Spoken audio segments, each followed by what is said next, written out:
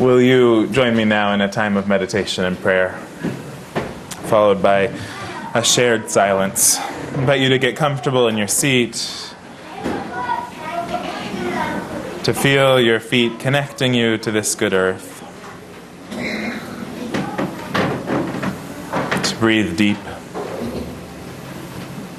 and turn inward with me now. There is joy to be had at the party. Great mirth in gathering around the campfire, singing a familiar tune with abandon. Delight in whirling across the dance floor with shining smiles. Merriment over tea and scones as laughter bursts forth from the garden, faces and flowers reflecting each other's pleasure in life. Weddings and graduations, birthdays and the arrival of summer, celebration surrounds us. And yet in those moments when the lights of the party are too bright on our weary eyes, when the pleasure of others' laughter rings tinny and hollow in your ears, when the wild and raucous merrymaking jars painfully with a heart that is full of sorrows or concerns, of worries, of grief, of thoughts that seem as if they are too heavy to have a place in the festivities. Then may we be blessed with a quiet revelry. Revel in a simple walk with a trusted companion. Revel with amazement at the gift of a listening ear, the care of a hand on a shoulder. Revel in a last moment sitting by the campfire at the end of the night, music giving way to silence as the embers glow below and the stars shine above. Revel in the seat at the edge of the dance floor, in the poignancy of memory and loss. Yes, even in loss, revel in the preciousness of life, the great gift that we have cared enough to feel something is worth mourning. When festivity is what we long for, may we be met with all the celebration we can stand. But when our souls are in another place, may we rest in a quieter appreciation of ourselves exactly as we are, of the world exactly as it is. May we rest in a silent revelry.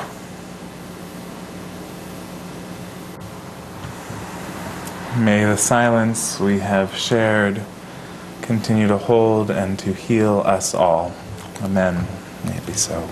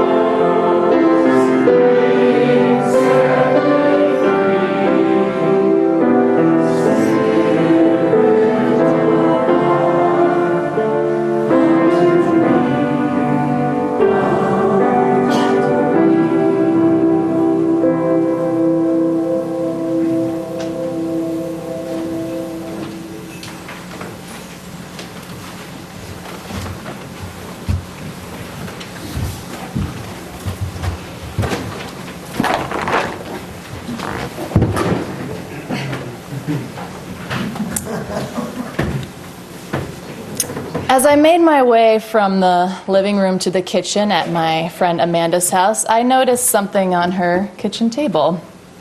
It was this 1,000-piece puzzle inspired by one of Salvador Dali's paintings. And I stopped in my tracks. It was almost like the child in me kind of peeked out a little bit at this puzzle, an activity I'd probably not done in 20 years before then. And my friend Amanda was recovering from hip surgery and had started the puzzle a few days earlier, and she enthusiastically welcomed me to sit down and get to work on it. And she was already frustrated. Once I sat down with that puzzle, I found it difficult to get up. I was overwhelmed and intrigued at the same time. And over that month or so during her recovery, I found myself at her house sometimes more than once a week, drawn to that table, unable to step away from the puzzle, even if it meant bringing my laptop over to get some work done during puzzling. And as I sat down to write my final sermon for you all this week, I've been working on a different kind of puzzle. A puzzle currently in my own heart and mind about how to say goodbye to a messy and wonderful and complicated and beautiful community like this one, full of people I've come to know and love over the last 2 years. I thought about how we here are always offering pieces of ourselves to one another and receiving pieces of each other in this place. And I thought about how I've been blessed that you all let me work on your puzzle here while you've helped me work on my own. And I can think of no better parting thoughts than to simply share some lessons I learned from putting together this physical puzzle and how it relates to the ministry of this place that we share. I want to be sure to briefly credit a blogger named Edward Mills. He wrote this great piece, 8 Awakening Lessons from a Jigsaw Puzzle, and some of his insights definitely inspired mine. So bear with me on my list of only 6 lessons this morning, and get comfortable in your seats as we dive into puzzles as our sacred text. Lesson number 1, start with the edge. I remember when doing puzzles as a kid, you guys probably remember this as well, or even as adults, that my mom's tried and true strategy was to find the pieces of the border first and get that together. That was the first step. Well, Amanda and I tried that, and our biggest problem was not only finding all of these edge pieces, that was a challenge in itself, but figuring out how big the puzzle was actually supposed to be.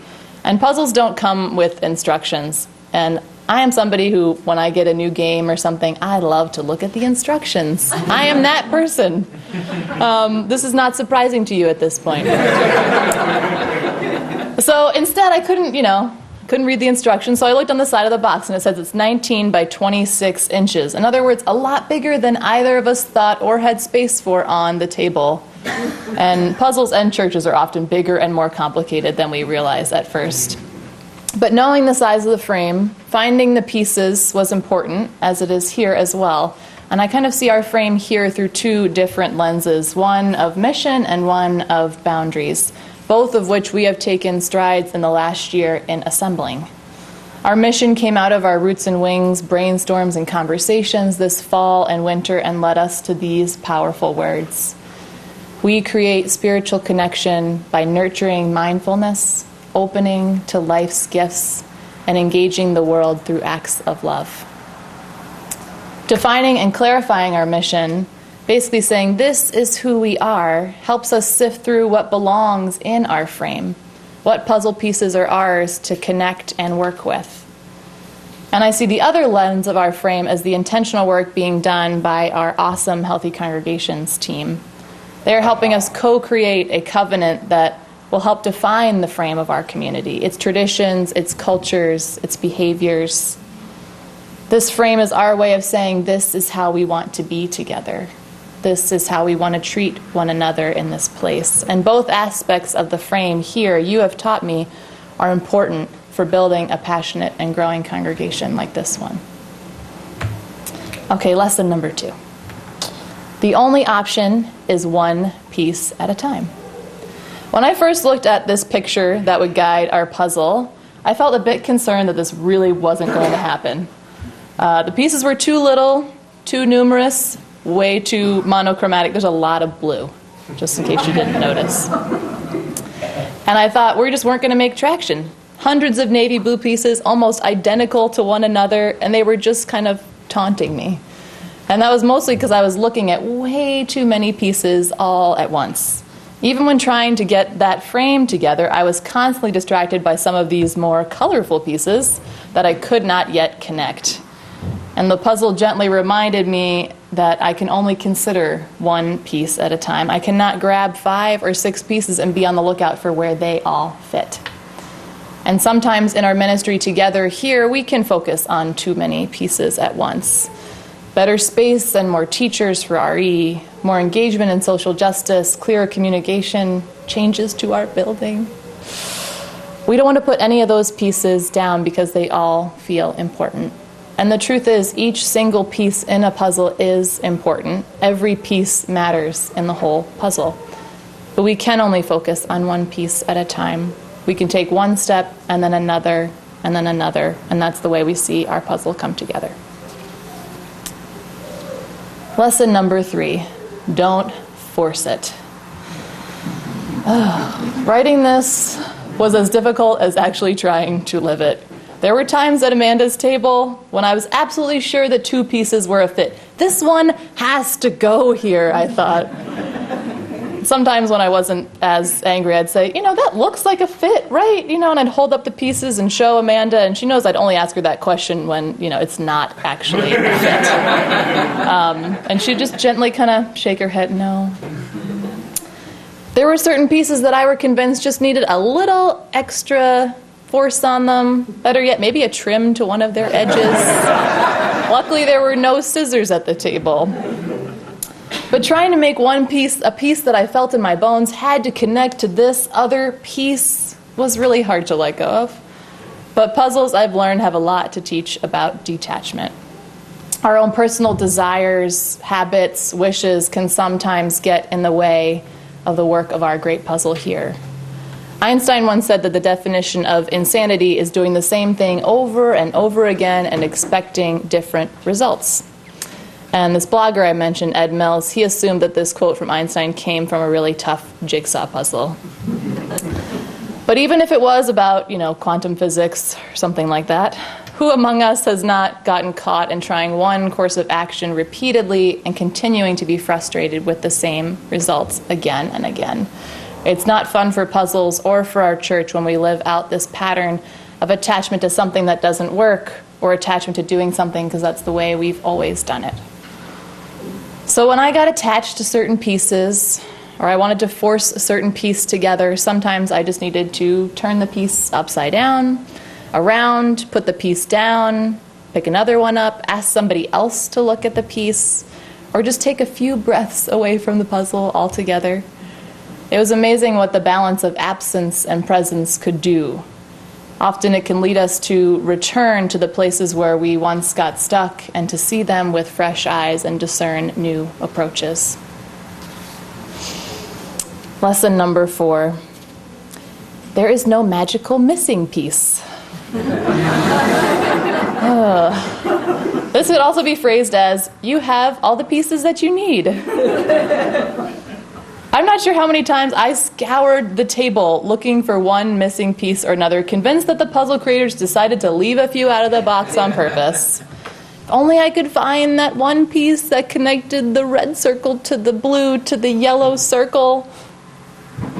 Sometimes it's just so easy to fall into that search for the missing piece here as well. We get a case of the if-onlys. If only we had more money. If only we had a different location, if only we had a better sanctuary, if only we had more young families with children, if only we did things like X or Y or Z, if only, if only.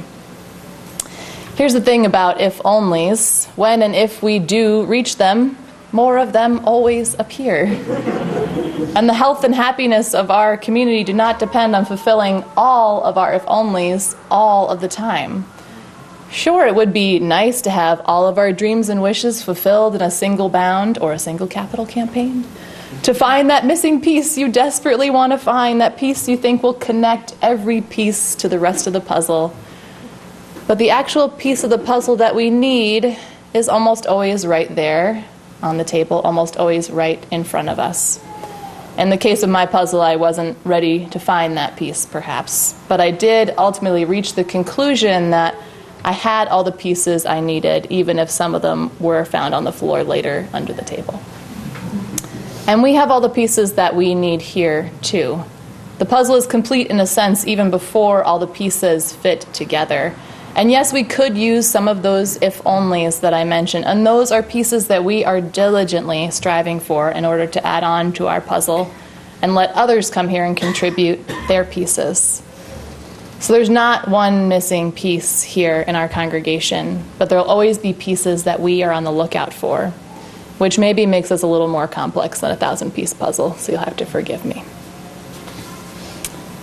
Lesson number 5. Remember the big picture, but not only the big picture.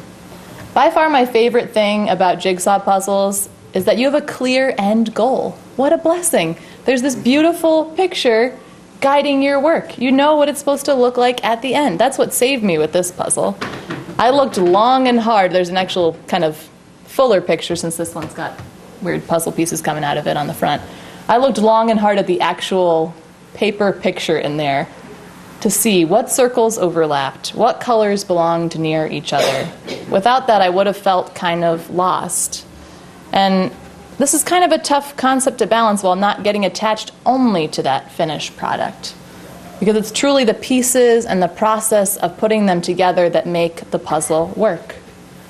Looking at the picture or dreaming about the picture is not going to help. It's important to have in our minds, of course, but not nearly as important as the day in, day out work of connecting one piece to another and then another. That connective work is what grounds us here in this community. It's in our mission and long before that in the theology of Unitarian Universalism. So yes, remember that larger picture, that goal you want to reach together. Have an idea of what it might look like in your mind, but keep your heart and your hands in the everyday work of making it happen. And lastly, lesson number 6. Celebrate small victories. Yes, it felt incredible when this puzzle was actually finished. I cannot even describe it. Luckily, it was in time for Amanda to return to work after recovering. But the small moments of progress along the way, those were all celebratory moments for us. When a piece fits perfectly on the first try, celebrate. When you finish the border, celebrate. When you find that missing piece, the one that wasn't actually missing, celebrate.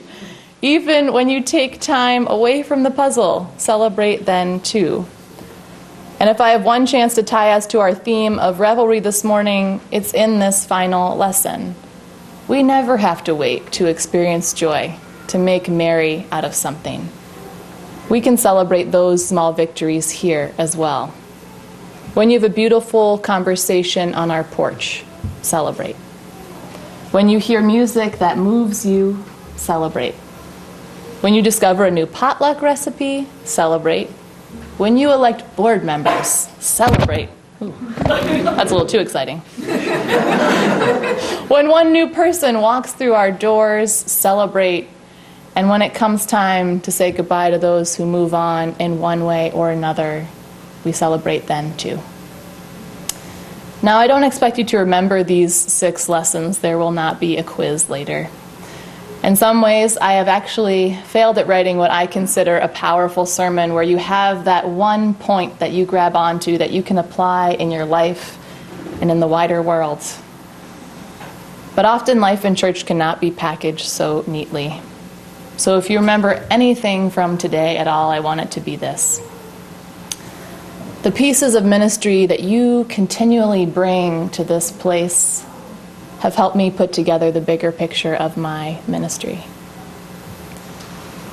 The pieces of ministry that you continually bring to this place have helped me put the pieces and the larger puzzle of my ministry together. Next Sunday is the last day of my internship here, but not the last piece in my puzzle or in yours. We will each continue to move forward, working on the puzzles in our lives and in this wider faith movement. And again, I'm just feeling incredibly grateful for the time I've had to work with you all on this puzzle while you've worked with me on mine. And finally, yes, the end is near, I promise. There is one thing that will connect this puzzle of a sermon, and that's a tangible takeaway.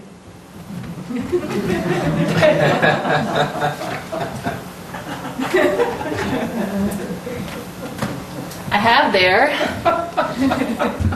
a basket filled with puzzle pieces. And I'm going to pass them around during our final hymn, and I would love for you to take one this morning, not necessarily to remember the lessons about puzzles, maybe some of those, but maybe just some of the morning that we've shared together this morning and the mornings that we've shared together during my time here. And I'm not going to take a piece of this physical puzzle, but please know that I am taking a piece of this place, a piece of each of you, with me on my journeys into ministry. And I get to do that tangibly through this incredible stole, which I imagine was a really tough puzzle at one point. Right, Joan? Yeah. I saw it in her eyes. And I get to do that. I get to do that intangibly through all the memories that you have pieced together for me in so many ways during my time here. And I want you to notice later, there's a picture of the puzzle I'm giving you. I chose a puzzle that reminded me of you all. This is a picture I see of a community who knows how to celebrate together. And the good news is that there are more pieces to this puzzle than there are people in this room or members of this church. So you get to keep inviting people to share in this place. So you can widen your welcome of who gets to work on the puzzle of building a strong and healthy and loving community of faith. So in closing, my wish for you all is that you continue to give away pieces of yourself to one another, to your ministers and staff, to this faith movement, and to our wider world. And that we may all continue to keep our arms and hearts open to receiving those new perspectives and puzzle pieces that will help guide us on our journey together. May it be so. Amen.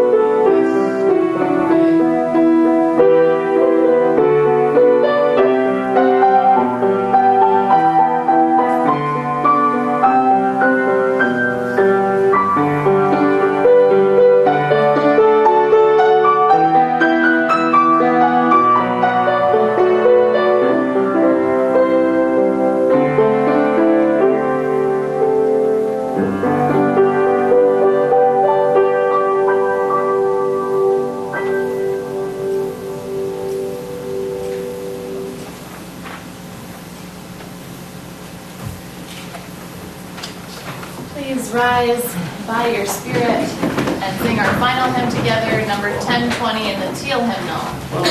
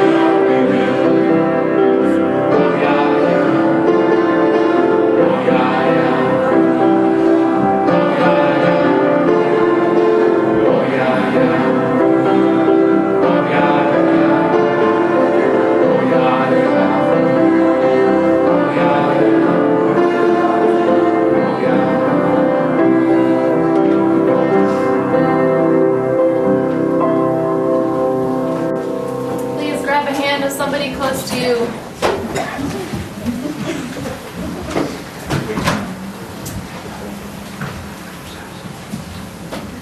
We extinguish the flame, but not the light of truth, the warmth of community, or the fire of commitment. These we carry in our hearts until we are together again.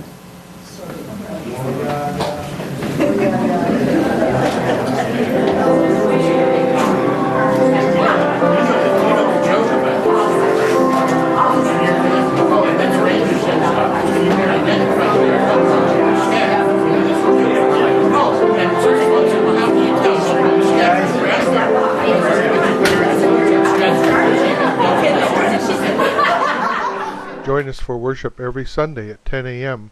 at the Unitarian Universalist Church of Canandaigua, a welcoming congregation. We are located at 3024 Cooley Road, 4 miles west of South Main Street, Canandaigua, just north of the intersection with Routes 5 and 20. Look for the blue signs just before the turn. Your comments about this program or questions about the church are welcome at 585-396-1370 or at our website www.canandaiguauu.org. Producer and editor Daniel Brigham.